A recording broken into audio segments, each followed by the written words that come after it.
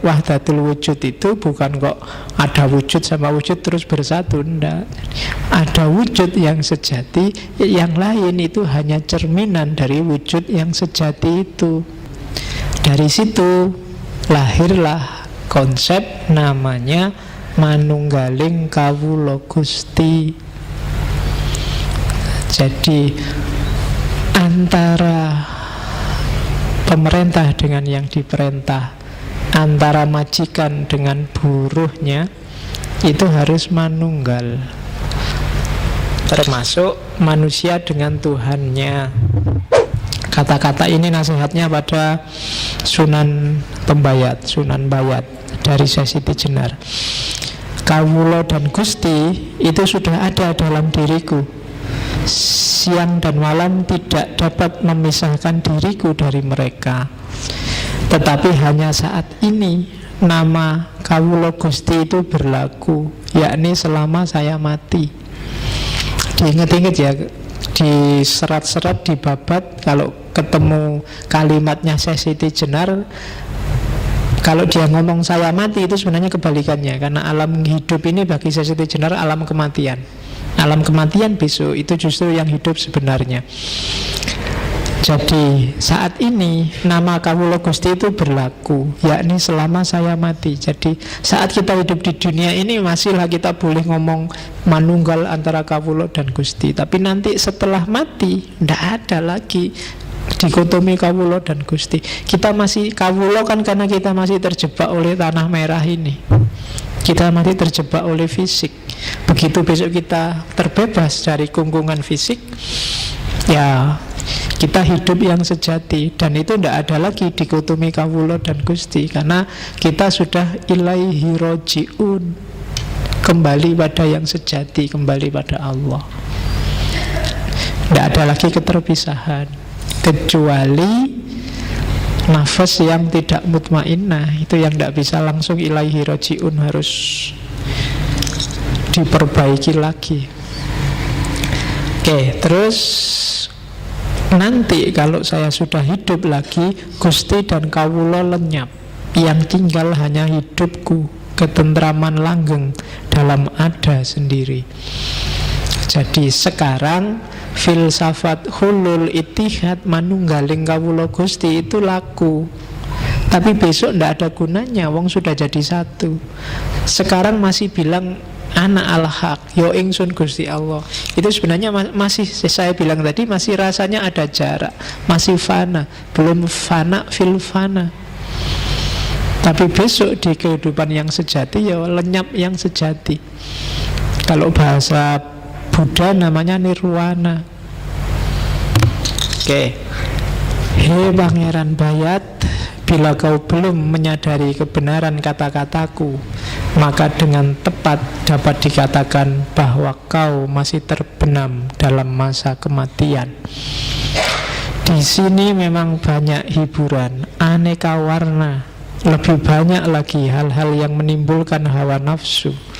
Tapi kau tidak melihat bahwa itu hanya akibat panca indera. Itu hanya impian yang sama sekali tidak mengandung kebenaran dan sebentar lagi akan lenyap.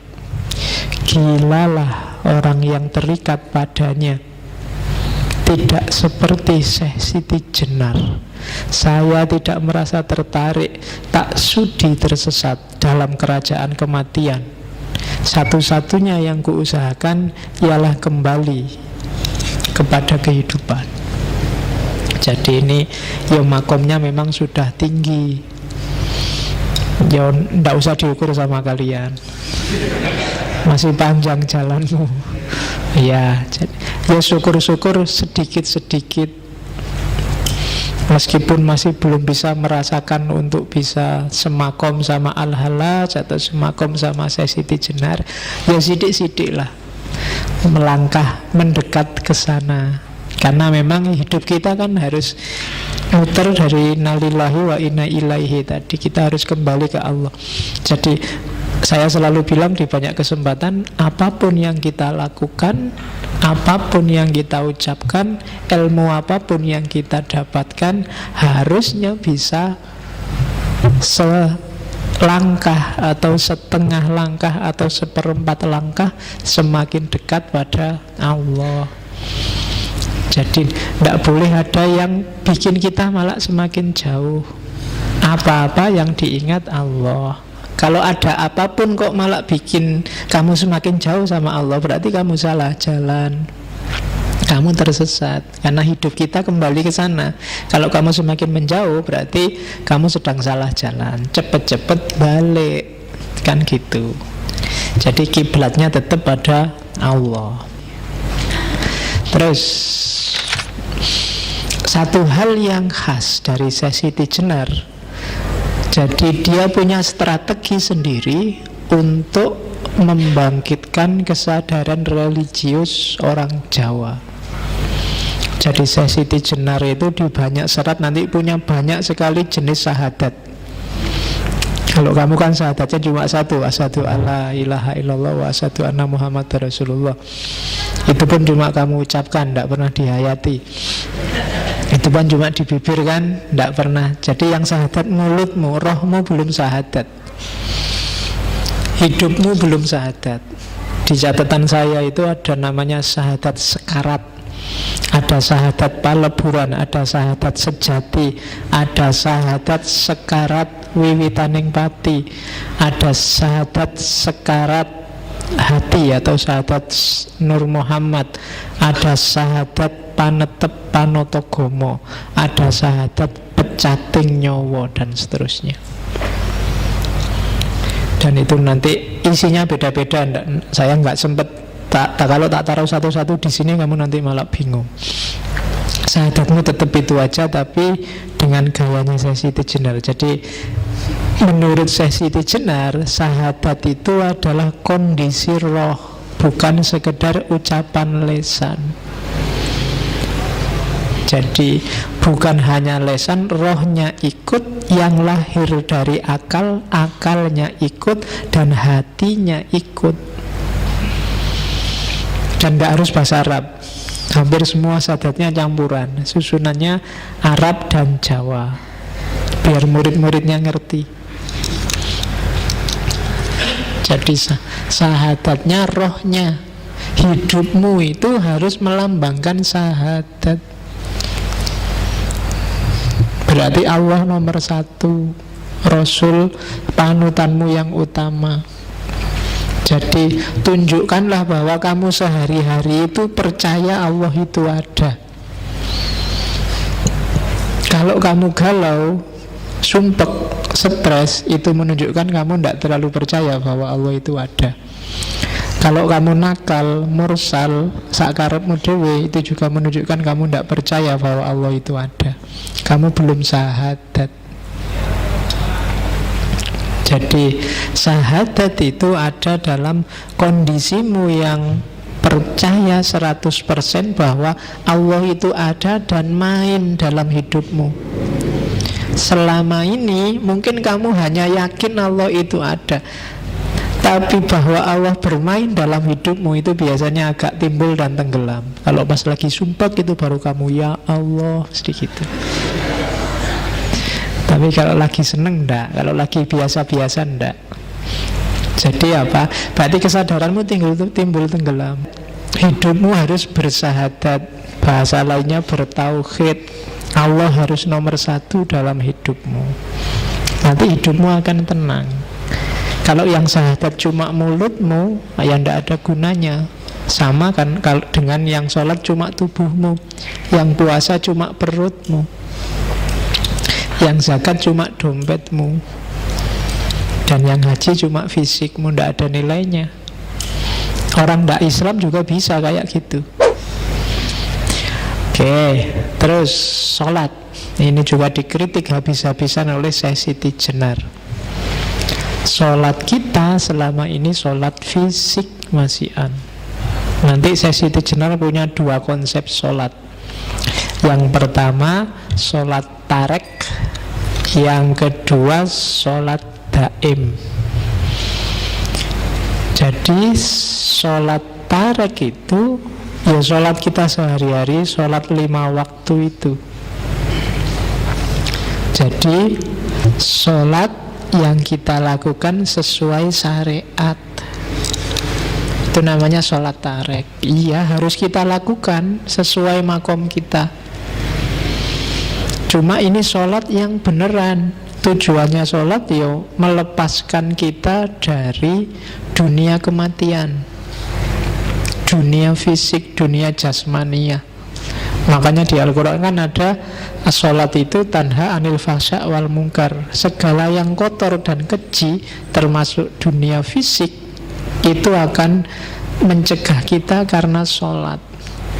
Jadi sholat tarek itu bukan sholat olahraga yang kita lakukan tiap hari itu, tapi sholat yang hakikatnya kena. Kalau sholat kita semacam ini, kita akan terbebas dari alam kematian, alam duniawi. Kalau kita sudah bebas dari alam duniawi ini, kita nggak terikat lagi oleh dunia, kita akan masuk ke level sholat yang lebih atas, yaitu sholat daim. Sholat daim itu batin kita selalu dalam posisi dan kondisi sholat, kapanpun dan dimanapun. Jadi iya, fisiknya sholat, syariatnya memang ada, tapi intinya sholat kan tidak sholat untuk sholat. Nah, kalau sholat kita bagus, kita akan masuk jenjang sholat lebih tinggi. Jadi kita akan tanha anil fasa wal mungkar terus, karena sholat kita sholat daim, bukan sholat di masjid jamaah terus pulang kembali ke asal. Kan kita sering gitu. Sekaya biasa nih, jamaah sih jamaah, tapi keluar dari masjid aslinya kelihatan, sandal hilang. Ya, kan gitu. Sholat sih rajin, tapi korupsi juga rajin, tidak apa-apa, dosa kecil. Nanti rontok sendiri kan gitu kamu. Pacaran jalan terus, kemudian maksiat jalan, dosa kecil, nanti dengan sholat rontok. Tidak mungkin sholatmu naik level kalau kayak gini. Sholatmu ada yang salah. Jadi maka Al-Quran itu enggak nyuruh kamu melakukan sholat kan, tapi menegakkan sholat. Menegakkan sholat itu berarti apa? Hidupmu harus tegak dengan dan karena sholat. Ini yang agak berat sebenarnya. Selama ini kita masih menjalankan sholat. Itu yang bikin saya Siti Jenar ketawa. Diketawain bareng-bareng sama murid-muridnya. Kalau bisa kita naik sampai level sholat daim. Sholat daim itu batin kita selalu dalam posisi sujud, dalam posisi sholat. Sholat itu kan kita merasa berhadapan sama Allah. Dalam sholat daim berarti batin kita selalu ada Allah di situ yang kita sujudi dalam kondisi apapun kita. Nah, ini yang agak berat. Tidak gampang.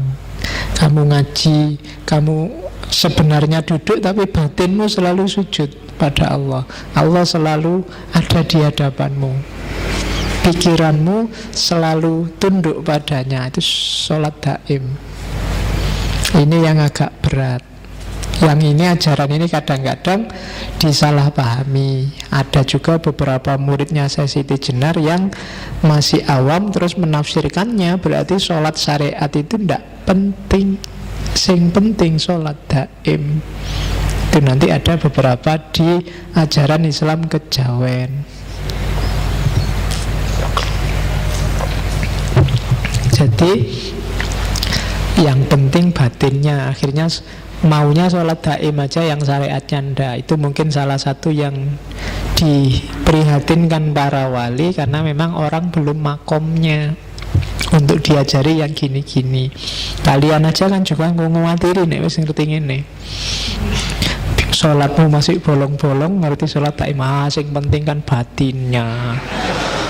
Ngapain sholat utuh 5 waktu aja? Yang bahaya di situ. Kalau dari ngaji ini kesimpulanmu begitu, berarti ngaji ini melakukan kesalahan yang sama dengan saya Siti Jenar beberapa waktu yang lalu.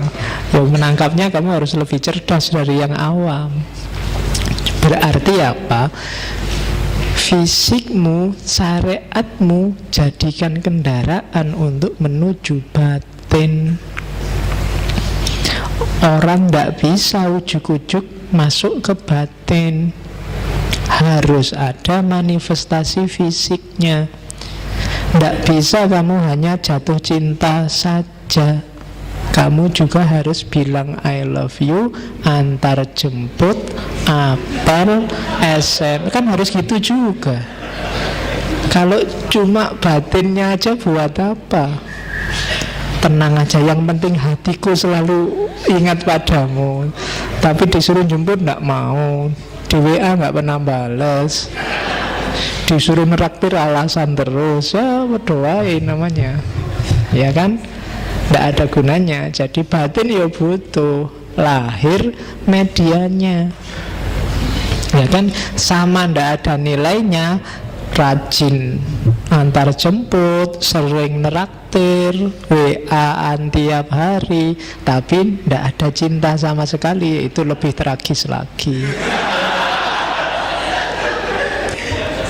Nah, positioningnya sholat daim dan ajaran-ajaran sufi kan di situ. Orang terus yang nangkep jadinya salah paham, syariatnya ditinggal. Sing penting eling hatine selesai. Nah, itu trouble. Oke. Itu potongan dari seratnya Siti Jenar. Pada waktu saya sholat, budi saya mencuri. Pada waktu saya zikir, budi saya melepaskan hati, menaruh hati pada seseorang. Kadang-kadang menginginkan keduniaan yang banyak. Itu kalau aku yang tanah ini. Lain dengan zat Allah yang bersama diriku. Nah, saya inilah yang maha suci, zat Maulana yang nyata, yang tidak dapat dipikirkan dan tidak dapat dibayangkan. Jadi sholat yang hanya fisik itu bisa jadi pada waktu saya sholat budi saya mencuri. Ya kayak tadi, sholatnya khusyuk tapi sandal hilang, kotak masjid kadang-kadang juga bisa hilang, ya kan? Pada waktu saya zikir, budi saya melepaskan hati. Zikirnya hanya di mulut, la ilaha illallah 100 kali, tapi hidupnya sama sekali tidak la ilaha illallah. Sangat banyak yang kamu pertuhankan selain Allah. Itu berarti apa? Budimu melepaskan hati, menaruh hati pada seseorang. Kadang menginginkan keduniaan yang banyak, ingin kaya, terus kamu banyak-banyak baca surat Al-Kahfi, baca surat Al-Mulk, baca. Tujuannya apa? Biar kaya. Itu eman-eman, gitu loh. Dengan kahfimu sebenarnya targetnya sangat duniawi. Itu yang diprihatinkan oleh Siti Jenar. Capek-capek sholat, akhirnya cuma berdoa, ya Allah, jodoh saya dekatkanlah. Eman-eman kalau hanya cuma minta itu. Allah bisa ngasih jauh lebih dahsyat dan lebih besar daripada itu.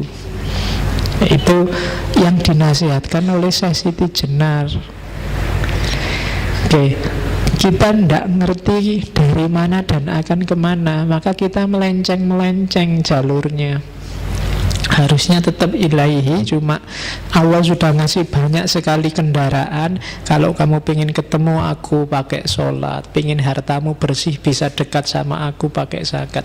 Cuma kendaraan-kendaraan ini tidak kita pakai untuk jalan menuju Allah, tapi jalan menuju dunia. Itu yang diprihatinkan oleh Siti Jenar. Gimana agama kok jadi alat untuk dunia? Problemnya di situ. Sama juga puasa, zakat, haji.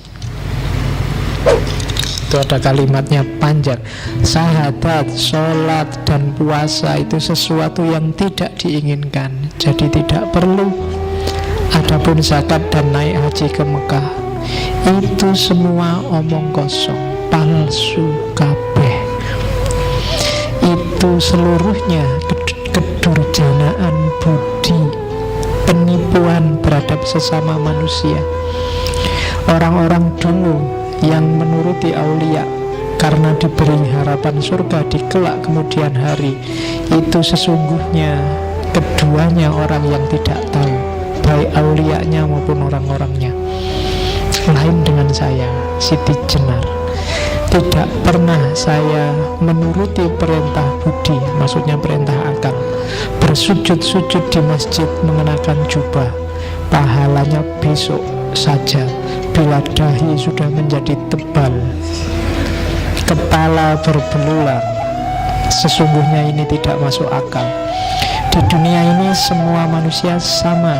Mereka semua mengalami suka duka, menderita sakit dan duka nestapa. Tiada beda satu dengan yang lain. Oleh karena itu saya, Siti Jenar, hanya setia pada satu hal saja, yaitu Gusti Zat Maulana.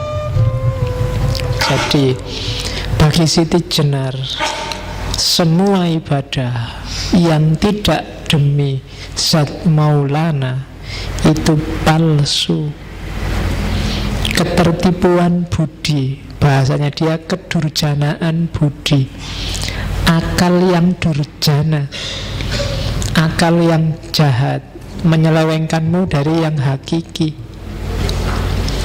Jadi kamu setia, kamu mengabdi pada yang selain Allah, termasuk surga. Surga itu tipuan, katanya Siti Jenar. Itu permen untuk anak kecil, ya kan?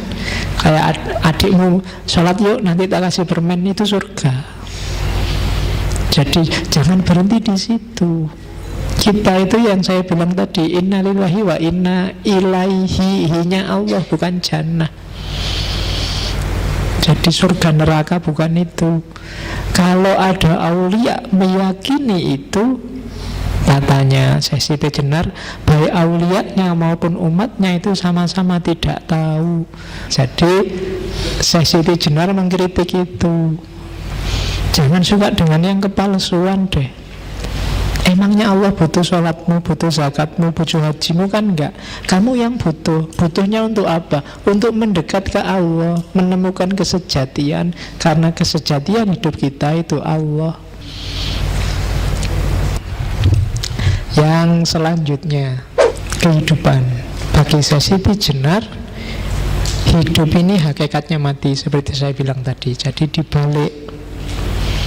Jadi hidup inilah kematian, dan justru setelah kita mati, itulah hidup yang sejati. Jadi maka manusia itu bangkai yang berjalan. Tidak usah terlalu kamu berarti urusan hidup dunia ini. Wong ini urusan mati kok. Tidak penting, kamu tidak harus galau hanya karena dunia. Jadi ini dunia kematian, bukan dunia cahaya, bukan dunia kehidupan. Justru ini penjara bagi kita.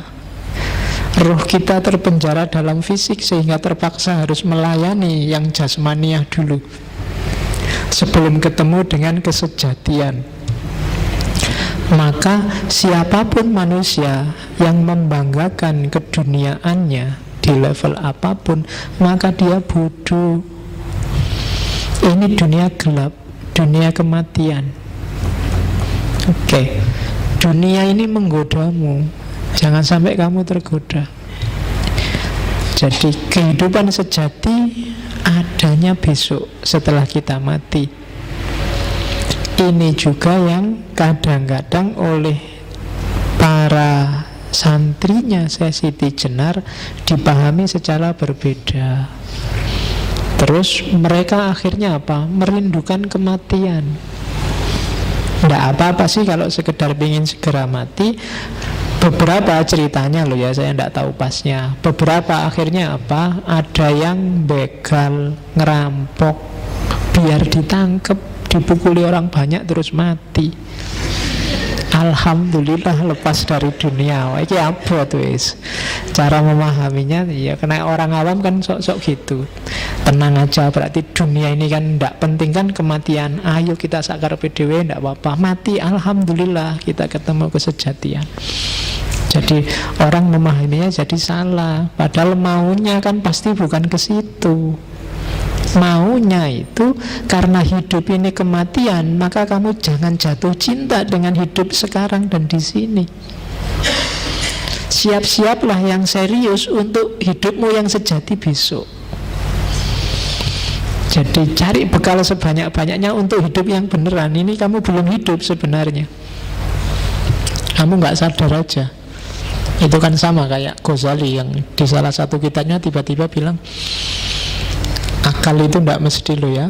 Jangan-jangan yang sekarang kamu anggap hidup tiba-tiba bukan. Buktinya apa? Mimpi. Waktu kamu mimpi itu kan seolah-olah beneran.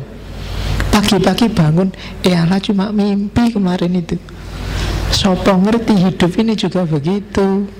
Begitu besok kamu meninggal, terus bangkit lagi, walah ternyata yang kemarin itu enggak kayak kamu nganggap mimpi. Hidup ini juga jangan-jangan besok kamu merasa begitu, mimpi ya ternyata. Ngapain kalau mimpi kemarin begitu susahnya jungkir balik, gegeran, tawuran, cuma mimpi aja kok. Seserius itu kita. Nah itu kan Ghazali nyindirnya begitu. Jadi ya makanya hidup ini kematian, katanya Siti Jenar. Jangan dianggap terlalu serius. Apapun yang terjadi, baik kenikmatan atau kesedihan. Jadi kalau ada yang mendakwahkan, memamerkan surga dan mengancamkan neraka, katanya Siti Jenar, neraka dan surga itu ya sekarang di dunia ini. Ketika kamu seneng mendapat banyak nikmat, hidupmu tentram, nyaman, itulah surga. Kalau hidupmu kacau, uang ndak punya, hidup sengsara, kebutuhan gak tercukupi, itulah neraka. Gak usah pusing-pusing, nunggu besok lah kalau masuk surga. Surgamu itu bisa ketemu sekarang, nerakamu juga bisa ketemu sekarang. Kuncinya apa? Batinmu. Gak ada hubungannya sama fisik. Ada loh yang gak punya apa-apa, apalagi mikir pacar buat makan aja dia, tapi batinnya tenang. Itulah surga. Tapi ada yuk pacare wis ayu, duite oke, kebutuhan semua terpenuhi, IP juga 4,5 misalnya, tapi sumpek terus, pengen inilah, pengen itulah, gak ada habisnya. Itu neraka. Kamu tersiksa mati-matian. Jadi katanya Siti Jenar, enggak, surga dan neraka itu di dunia ini, bukan besok. Jadi carilah surgamu, carilah nerakamu. Nggak usah amal baik, besok kita ketemu surga. Kalau amalmu memang benar-benar baik, ikhlas lillahi ta'ala, lahir batin, kamu akan ketemu surga sekarang, nggak nunggu besok. Kalau batinmu kacau, rusak, nggak karu-karuan, galau, ya nerakanya nggak nunggu besok, sekarang. Kamu melakukan kejahatan, kamu melakukan keburukan, nerakamu akan ketemu sekarang. Rasakan sendiri akibatnya sekarang di dunia ini, tidak besok. Jadi surga dan neraka versinya Siti Jenar itu nggak nunggu besok. Enak dan senang yang sifatnya fisik seperti digambarkan dalam nas-nas tentang surga dan neraka itu bukan besok. Kalau di akhirat fisik nggak terlalu urgent, dunianya sudah beda. Jadi surga neraka yang digambarkan agak vulgar di Al-Quran itu kan isinya kenikmatan duniawi, makan makanan, bidadari, itu kan sebenarnya kenikmatan duniawi yang sekarang juga bisa kita dapatkan. Kalau uangmu banyak, kamu ke hotel bintang 5, itu ya mirip-mirip gitu aja, butuh apa-apa datang.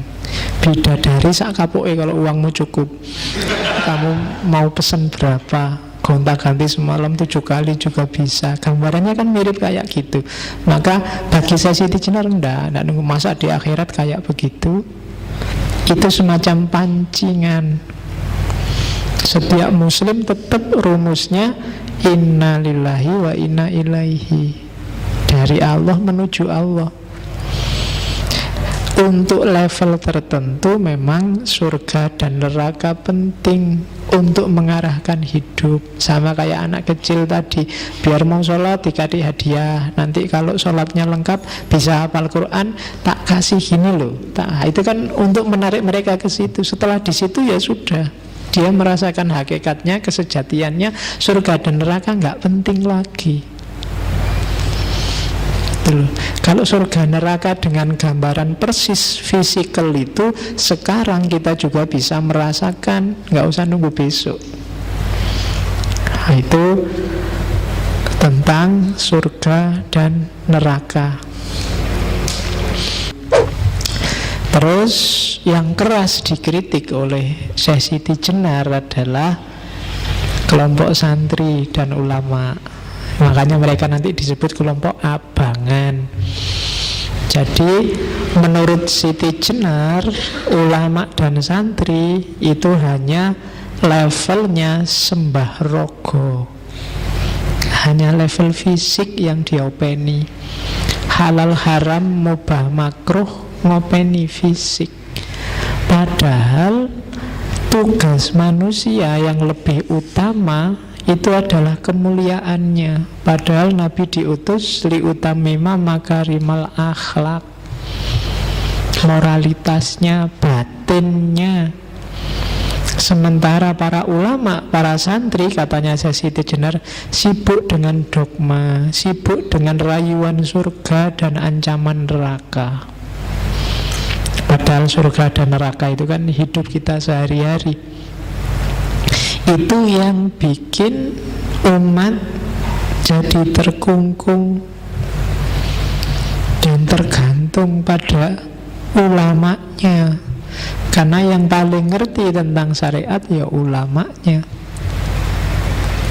Jadi jebakannya di situ. Akhirnya apa? Santrinya tidak bisa menomorsatukan Allah. Yang jadi nomor satu ulamanya, kiainya. Yang dimintai fatwa halal haram ulamanya, kiainya. Bahkan kamu tanya ke kiaimu, Pak Yai, saya kira-kira masuk surga apa enggak? Ya kiai ini yang ditakoni.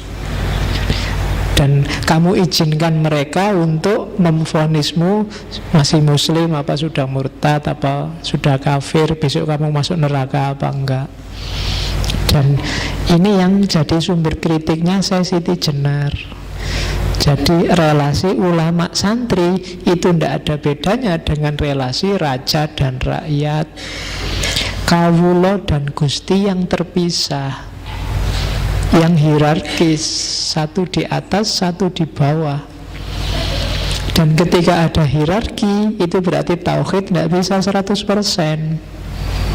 Ada sesuatu selain Allah yang diposisikan di atas. Kalau dalam bahasa hadis, yang di atas itulah namanya zalim, yang di bawah namanya mazlum.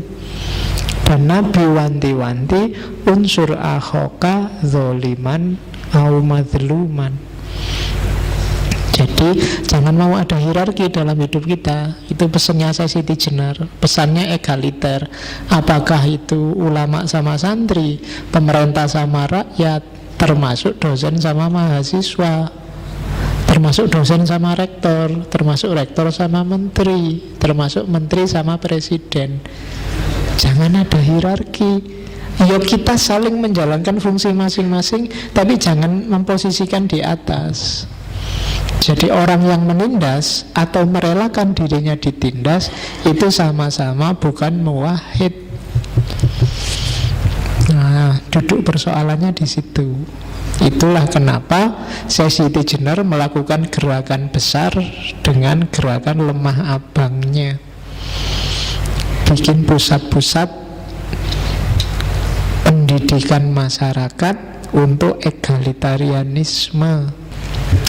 Oke, terus terakhir, masih ada lagi mungkin.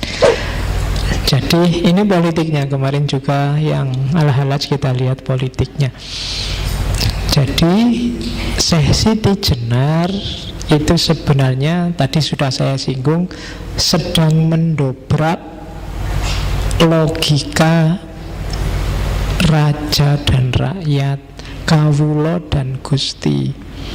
Zaman Demak ini masyarakat masih menganggap bahwa yang namanya raja itu adalah titisannya dewa. Ajaran ini namanya Bhagavatisme. Kalian mungkin ada cerita-cerita Ramayana, Mahabharata dengan Krisnanya. Itu kan pengaruh Hindu, bahwa raja itu titisannya dewa.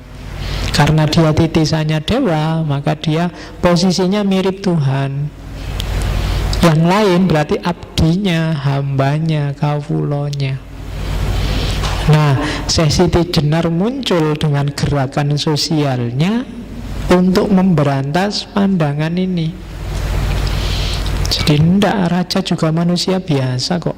Tidak harus orang jadi kawula di hadapan raja. Kita hanya kawula di hadapan Allah. Allah lah penguasa tunggal, bukan raja.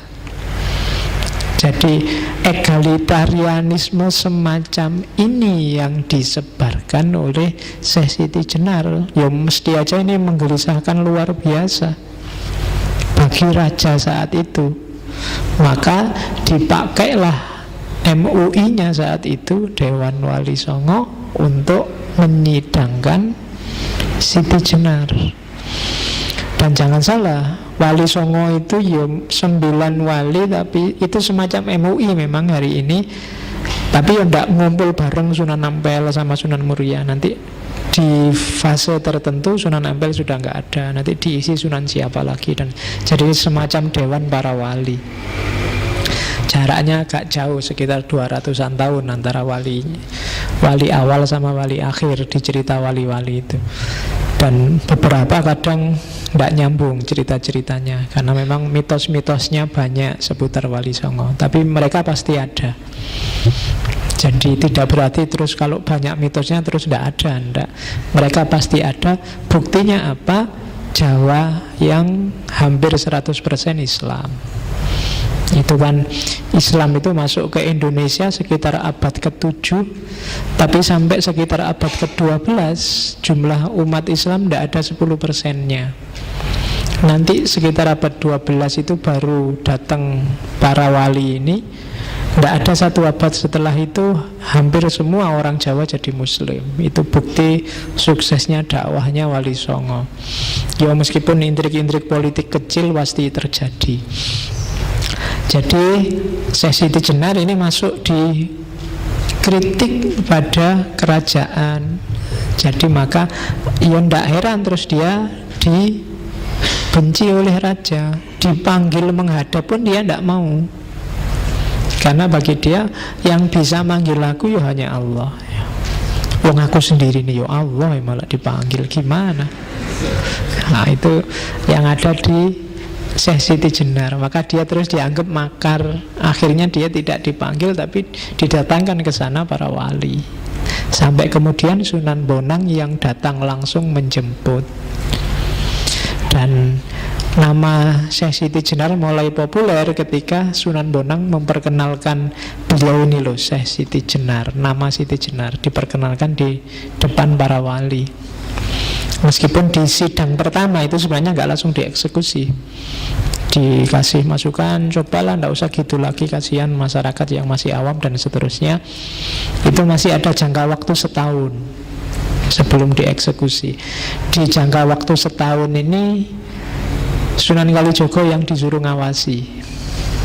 Nanti mungkin ada yang pernah lihat filmnya Syekh Siti Jenar Sunan Kalijogo. Meskipun dramatisasinya banyak, tapi ilmunya sebenarnya agak mirip Sunan Kalijogo sama Siti Jenar ini. Meskipun kemasannya agak berbeda. Sunan Kalijogo lebih halus, pakai media budaya. Sementara Syekh Siti Jenar agak frontal. Itu yang bikin banyak awam salah paham. Tapi kandungan ajarannya kalau diteliti sebenarnya nggak jauh. Dan setahun itu terjadi banyak diskusi, banyak adu pendapat antara Siti Jenar sama Sunan Kalijogo. Oke, terus ini terakhir. Kenapa kemudian banyak sekali mitos-mitos yang jelek-jelek justru muncul ke permukaan? Ada analisis lain bahwa cerita Sunan Kalijogo ini yang jaraknya 200-300 tahun setelah cerita itu kok jadi banyak mitos. Itu ada analisis bahwa cerita ini, cerita Syekh Siti Jenar yang dieksekusi itu dipakai oleh Sultan Agung untuk membangkitkan moral pasukannya. Jadi kan Syekh Siti Jenar itu terahnya, jadi murid-murid besarnya yang tadi Ki Ageng Pengging sampai Joko Tingkir dan keturunannya itu kan nanti dilanjutkan di Mataram Islam yang sekarang jadi Jogja dan Solo itu. Nah, jayanya kan zaman Sultan Agung. Nah, zaman Sultan Agung untuk menyebarkan kekuasaan itu kan menyerang daerah-daerah Surabaya, Pasuruan itu kan diserang untuk ditaklukkan. Sebagian besar daerah-daerah ini adalah miliknya para wali, Giri, Tuban dan lain-lain itu kan daerah-daerahnya para wali. Para prajurit ini kan Muslim juga semua, cuma ya agak gimana kalau harus bertarung sama saudaranya sesama Muslim, apalagi tempatnya para wali. Nah, untuk membangkitkan semangat biar mau bertarung ini, cerita-cerita mitos tentang tentang Syekh Siti Jenar yang dieksekusi, yang diganti anjing dan macam-macam diangkat. Dengan cerita ini pasukan Mataram yang pedalaman ini kan agak panas ini. Wah, Sunanku diginiin, ini guru-guruku diginiin. Kurang ajar wali-wali itu memang. Semangat bertarungnya bangkit. Maka mereka siap untuk tarung meluaskan wilayah jajahannya Mataram saat itu. Jadi ada analisis semacam itu, dan itu ya masuk akal saja. Karena politik itu kan memang caranya selalu begitu. Ya kayak gimana Orde Baru memanfaatkan mitos PKI, gimana zaman Soekarno memanfaatkan mitos revolusi dan yang sejenisnya, gimana zaman reformasi memanfaatkan mitos demokrasi dan jadi macam-macam, mitosnya banyak. Jadi kadang-kadang yang masuk ke memori masyarakat itu yang mitos-mitos, bukan yang ajarannya. Maka yang ada di kepalamu Syekh Siti Jenar itu kan kebanyakan cerita-cerita mitosnya. Mulai dari cacing lah, mulai dari dibunuh diganti anjing lah, mulai yang itu. Sementara ajaran-ajaran bagus tadi tidak muncul, sehingga orang cepat nganggepnya pokoknya dia sesat, alirannya Al-Hallaj, ngaku Tuhan, titik. Nah, itu yang terjadi di kita selama ini. Jadi yang jelas ceritanya agak mirip dengan Al-Hallaj. Beliau dieksekusi, entah kemudian memilih kematiannya sendiri kayak di bukunya Pak Munir itu, atau dieksekusi, atau mungkin ada jalan lain. Tapi yang jelas dia harus berkorban demi ilmunya, demi ajarannya. Sama kayak Al-Hallaj, sama kayak Sokrates. Oke, saya kira itu yang Siti Jenar. Kurang lebihnya mohon maaf. Wallahu a'lam bissawab, wallahul muwaffiq. Wassalamualaikum warahmatullahi wabarakatuh.